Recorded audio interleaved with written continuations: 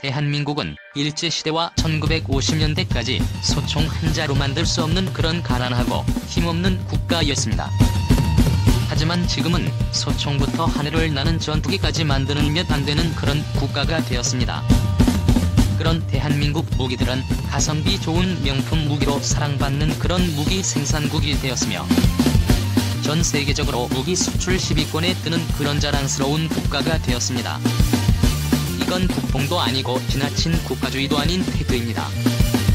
국민소득이 지금 가난한 아프리카 국가보다도 못 사는 그런 국가가 100년도 안 되는 사이에 국민소득이 3만 불을 넘고 민주주의를 동시에 이룬 국가는 세계 그 어느 나라도 없습니다. 1960년대에는 동남아의 미얀마, 캄보디아, 필리핀보다도 훨씬 못 사는 그런 가난한 나라가 지금은 전 세계 무역 수출 10위와 국민소득으로만 따져도 선진국 배열에 합류한 그런 위대한 국가가 되었습니다.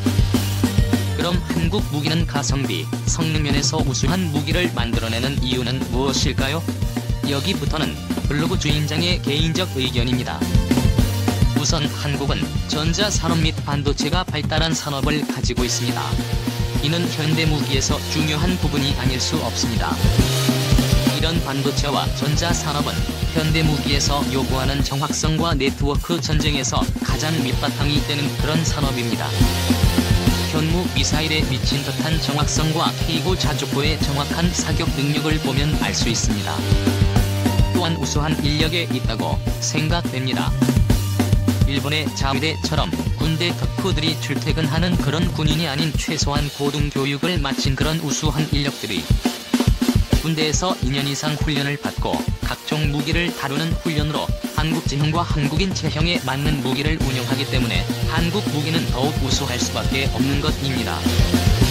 아재들의 말처럼 쌍팔년도에만 해도 기계공업과 조선산업은 소위 말하는 이쁜 제품이 세계 최고였습니다. 하지만 지금은 기계공업과 조선업은 세계 최고 수준을 자랑합니다. 물론 기계공업이 세계 최고라고 말할 수는 없지만 그래도 높은 수준의 기계공업 산업이 있으며 조선업만큼은 그 어느 나라도 따라 올 수 없는 그런 국가가 되었습니다.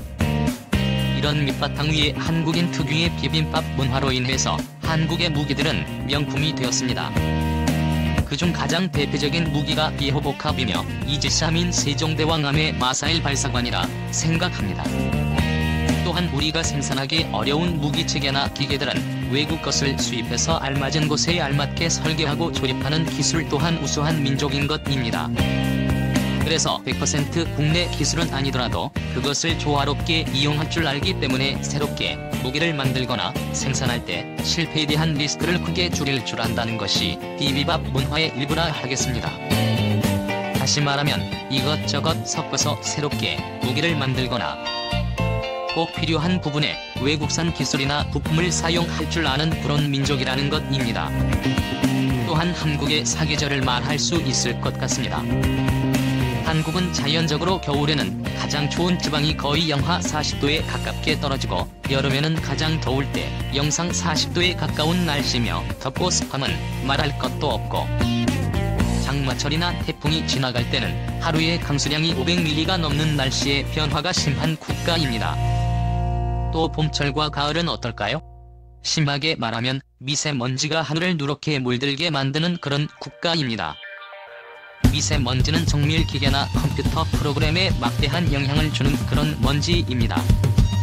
이런 문제들은 한국에서 무기를 만들 때 가장 먼저 해결해야 할 문제이며 사계절 날씨에 맞는 무기를 만들어야 가장 기초적인 개발이 되었다는 것이며 이로 인해서 세계 그 어느 나라에도 적응이 가능한 무기들을 만드는 기반이 되는 것입니다.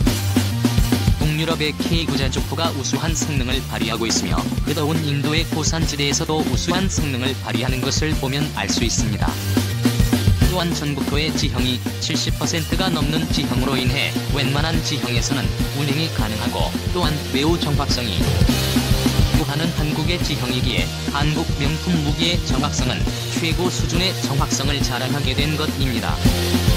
대한민국의 무기가 명품 무기로 개발될 수 있었던 것은 이런 척박한 지형과 날씨에서 만들어지기 때문에 이런 모든 문제를 해결해야만 한국에서는 가장 기초가 되는 과정을 통과한 것에 불과하기에 더욱 우수한 명품 무기가 될 수 있는 것입니다.